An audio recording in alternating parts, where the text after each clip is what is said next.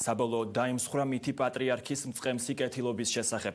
ციტატა ჭყონდიდის მიტროპოლიტს ეკუთვნის, რომელიც მან ლევან ჩხაიძის დღის ამბებში თქვა. ჭყონდიდის მიტროპოლიტ პეტრე ცაავას თქმით, ეს მითი 27 დეკემბერს გამართულ სინოდის სხდომაზე დაიმსხვრა. მეუფე პეტრე აცხადებს, რომ მას შემდეგ, რაც მამალაძის საქმეს სასამართლოს ყველა ინსტანცია განიხილავდა, სინოდს საქმის შემსწავლელი კომისია უნდა შეექმნა. ჭყონდიდის მიტროპოლიტის თქმით, ბოლო სხდომაზე დეკანოზის საკითხი სინოდის წევრებს საერთოდ არ განვიხილავთ.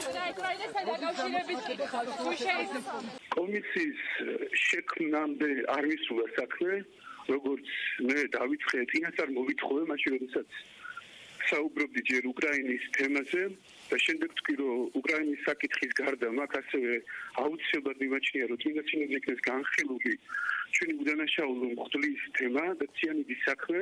მითხრეს რეპლიკებით, რომ როდესაც ამოიწურება საკითხი უკრაინის შესახებ, შემდეგ გადავალ სხვა საკითხებზე.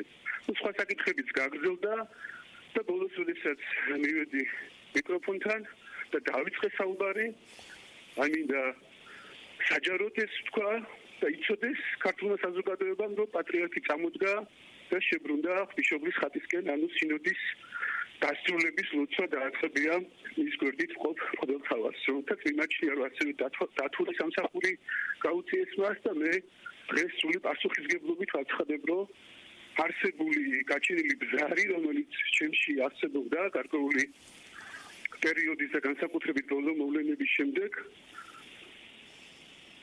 გუშინ საბოლოოდ დაიმსხვრა მითი პატრიარქის მწყემსი კეთილობის შესახებ. ჩემთვის პირადად, როგორც ჭყონდიდელი მიტროპოლიტისათვის